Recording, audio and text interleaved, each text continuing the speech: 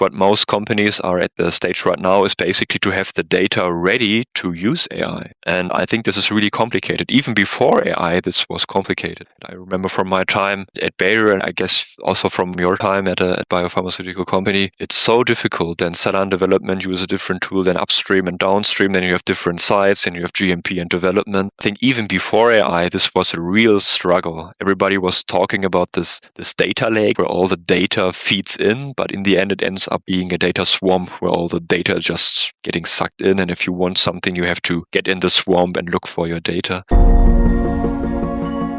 Welcome back to our conversation with Steffen Kreye. In part 1, he traced a career path from the bench at Glycotope to upstream leadership at Bayer and into the lecture hall at Berliner Hochschule for Technik in Berlin, Germany. He also examined what that vantage point reveals about how we train scientists today. Now we turn to what's coming. AI-driven bioprocess development, the capability gaps, and the practical advice that matters whether you are starting out or leading a team. Let's dive in. Are you juggling the complexities of CMC development while trying to enjoy the beauty of biotech? Have you ever wondered if there's a way to simplify bioprocessing? Welcome to the Smart Biotech Scientist podcast, where we're diving headfirst into the very challenges you face. We're breaking it down, demystifying the jargon, and giving you the keys to unlock your full potential. I'm your host, David Brohlman, and I get it.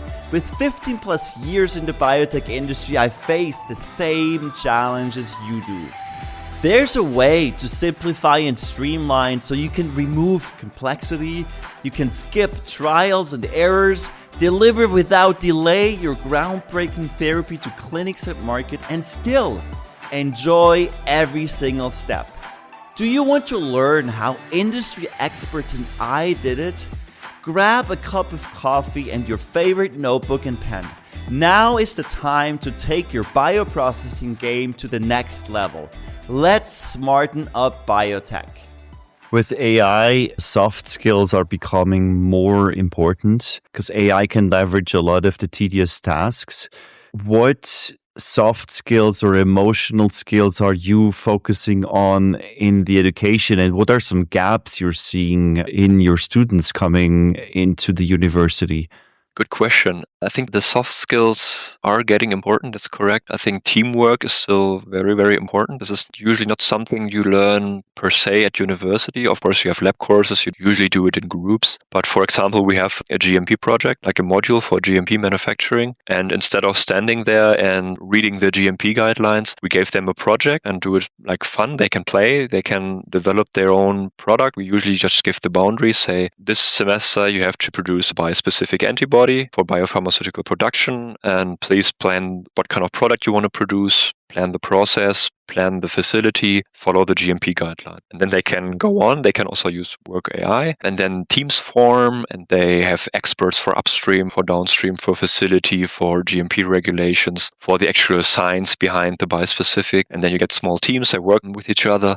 There are also sometimes conflicts, of course. Every time people work together, there are conflicts. Some people say, I don't want to work with this one, and I want to work with this one. And then we say, well, later on in everyday life, in your job, also can't always work with your best friend. You have to work with the people who are there. So I think teamwork is very, very important skill. And then I think the most important skill that it's really difficult to teach is some kind of self-motivation, or like the drive. People are not expecting that everything is being prepared for them, that they have curiosity, that they really want to understand things and do stuff on their own and not because they have to do. I think every employee would agree that I would rather have a person who is really motivated and has good to average results than somebody has excellent grades and who's not really motivated and doesn't bring the self-motivation, the self-interest and curiosity. So the people are really loving what they are doing and doing it because they love to do it, not because they have to do it because they are getting paid to do it. And this is really difficult to teach. You can just spark their interest in some topics. I try to spark the interest in biopharmaceutical manufacturing because I think it's great.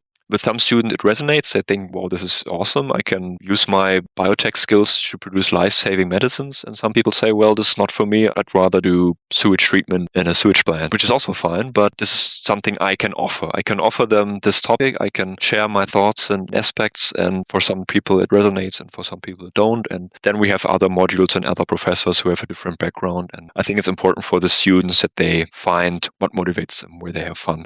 I just love working with a bioreactor. This is my area where I really feel confident, where I have fun. And if I can transfer this fun and excitement to some of my students, I think I've done my job well. I would love to have your honest take about AI and machine learning, because there's a huge hype out there. Many people are excited. Perhaps there's even an oversell. There's no doubt that it generates a buzz, but sometimes there's a confusion around what is the real value it will deliver, especially in bioprocessing. What do you think about AI in bioprocessing? I just recently attended a conference here in Berlin. I think it was also about AI and biopharma. I was really curious to see some use cases and the value that you are talking about. Where's the actual value for those big firms and companies? And on those conferences, you maybe see one or two case studies, which are interesting and good, but they are not really the breakthrough case studies where your jaw drops. And most of the talks are actually about laying the foundation for AI. So I think what most companies are at the stage right now is basically to have the data ready to use AI. And I think this is really complicated. Even before AI, this was complicated. I remember from my time at Bayer, and I guess also from your time at a biopharmaceutical company, it's so difficult. And cell line development, you use a different tool than upstream and downstream. Then you have different sites, and you have GMP and development. I think even before AI, this was a real struggle. Everybody was talking about this data lake where all the data feeds in, but in the end, it ends up being a data swamp where all the data is just getting sucked in. And if you want something, you have to get in the swamp and look for your data. So in my opinion, this is the stage where we are right now, getting the foundation ready. And this is just super, super difficult, especially when it comes to GMP manufacturing, because then you have the data readiness and also the GMP regulations, which are not always going in hand. So I think we are not there yet. Of course, AI can help also structure the data, but I think we need a few more years so that people really can structure their company, their data in a way that we can just press the button and AI is doing the work for us. Yeah, it totally resonates. This is something I've seen in various projects, both in big pharma, but also as a consultant working with companies. And this is key. You need to be able to access your data easily and avoid any data silos, or sometimes even worse, you have different legacy systems among different sites. And it's very hard to understand what does this mean at this particular site and what does it mean at the other side. So there is still a lot of work to be done for many companies. Looking into the future, I find this always very exciting, and I would love to have your perspective on, just in general, on bioprocessing. How do you think will we produce biologics in 10 years from now? What I'm always preaching with my students is like this, the holy grail of a bioprocess. In my perspective, I love continuous manufacturing because I find it exciting just from a technological perspective, like a continuous process with all the advanced PAT tools, maybe with the digital twin, so all the exciting stuff that's around there in the bioprocess community. And then more or less just press the button at the beginning of the cultivation, and then the process more or less runs by itself. You don't have to do any sampling anymore. Everything is being monitored with inline probes. We have a model which is running in parallel, like a digital twin, seeing how the process runs and also corrects the process. And in the end, the continuous process, your final product just leaves the process and you just put in some cell culture media and buffers. So this is something I envision. This is like the perfect process from a technological perspective. Doesn't have to be the perfect process cost-wise or for your specific product or project or company. So this is like the technological dream that's in my mind, where I would love to see bioprocessing go to. But of course, in the end, the use case dictates what process is the best. And in most cases, for standard antibody manufacturing, it's just stainless steel, fat batch, no modeling, easy process. and be done with it. And there will still be, even 10 years from now, even 20 years from now, there will still be those use cases where you just need to produce a typical monoclonal antibody and you just stick with the standard process, with the platform processes that we have right now. But with the way the biopharmaceutical landscape is developing, with more difficult to express proteins, other antibody formats, cell and gene therapies, I think the processes are more diversifying. And I think all those technologies will help to answer at least a few of those problems that these diversifying processes and products will have in the future. What can we as industry leaders do to help you at the university train the next generation of scientists? Or should I say, what should we do? What are a few things we can do right away in our industry job? So I think what you could do, just reach out to the university, to the university college in your city and offer to give a lecture, for example. It doesn't have to be a lecture every Tuesday morning, but if you just stop by maybe for an external lecture and talk about the company, you can do some advertisement, talk about the challenges and so on. I think this is very easy to do. We do that here a lot, so I wasn't used to that from my university background, but here we have a lot of external lectures, especially in the master program. Every Friday there are external lecturers who coming in and they talk about lots of different things. This is very, very exciting. So I think this is something what everybody can do. Very low threshold, so everybody can just go to the university and say, I have this background, I think this is exciting. You can also go for teachings. We have some external lecturers with an industry background. Most of our lab courses are blocked within 2 weeks and they just take a break from their work. For the 2 weeks they work here in our labs and bring in the new perspective from industry and work with our students here with the bioreactor. This is really important, I think. This is definitely great, and I thank you for the opportunity to be able to do that at your school. Last year was great, and I'm looking forward to this year again. And also the other thing you mentioned, I did this many, many years ago when I was at Merck. I was able to teach a module at the University of Applied Sciences in Switzerland that was part of a biotechnology master's degree.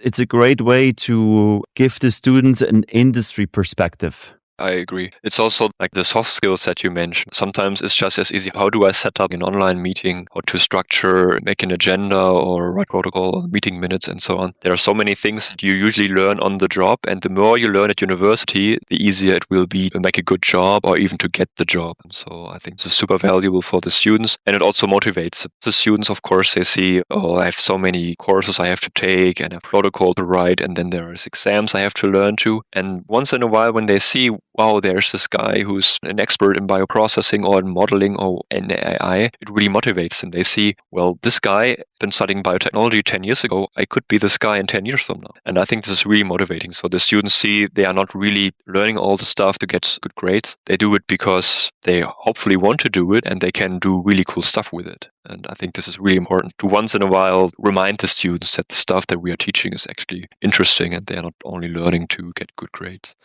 To a student listening to our conversation, Steffen, what single piece of advice would you give them? I think I would come back to what I've said earlier.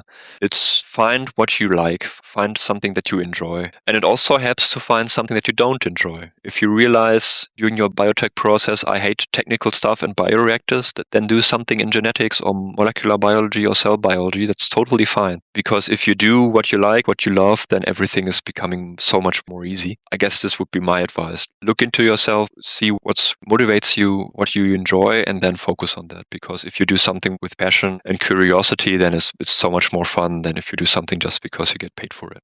As we're wrapping up, Steffen, what is one question I should have asked in this interview? I think we covered the education part quite a bit. I guess one question is if I ever maybe regret going into academia. I actually never did. It was a big change coming from industry, going to academia. I started here, and in industry, you really get trained to align yourself with everybody else. You have 4 or 5 meetings a day just to update yourself with other groups and get alignment with all the timelines and so on. And when I started here, I was like, I have to schedule a meeting and invite all these people. And when we had this meeting, the people were like, why do you ask me? You can just decide it yourself.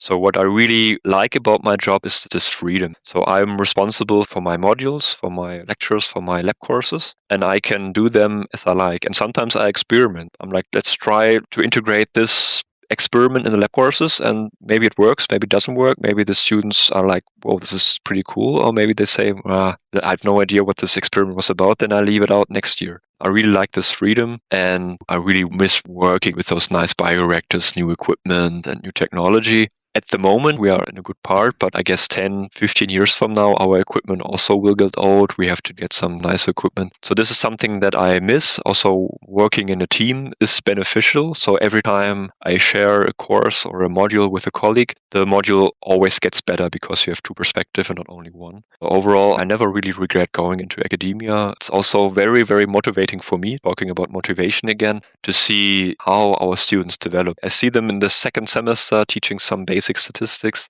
They just finished their first semester. They're still in their growth phase, talking about bioprocessing. And a few years later, you have seen them in your lectures, in your lab courses. You maybe supervise their bachelor thesis. You see them in your master's program, lectures and courses, and then you supervise their master thesis. And in the end, they're a scientist. So you really get to see their development. And now I'm 5 years here at university, which is more or less the time course it takes to get a bachelor and a master. So the first students that I've seen 3, 4, 5 years ago in the second semesters are now finishing with their masters. And it's just really motivating for me to see I had a small part of their development, and this is just nice to see. And then sometimes they are like, I finished my master's thesis, and 2 months before I handed in my thesis, I already got the job offer from the same company. And then I'm very happy to see they succeeded in the industry.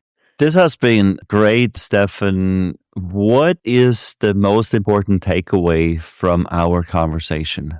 I think teaching and basically preparing the next generation of bioprocess scientists is very important. We need the expertise, we need the people, culture, and to bring new innovation to market to help patients. And I think everybody in the industry, if they want to, they can get involved. Talk to your universities. Maybe you can support them with your expired cell culture media. Maybe you have an old bioreactor that's not used anymore. Ask your university if they can use it. Offer to hold a lecture to make it interesting for the students. So I think this is something we can all benefit from, because with good people, you have good companies, good products, and good success for the people who need the medicine that we produce with our bioprocessing technology.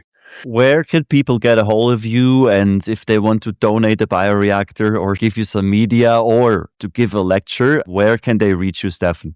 I guess the easiest would be LinkedIn, of course. So you can find me with my name there. Just reach out, send me a text. That's the easiest. You will also find my contact info on the university homepage. Either way, email or LinkedIn, both works fine.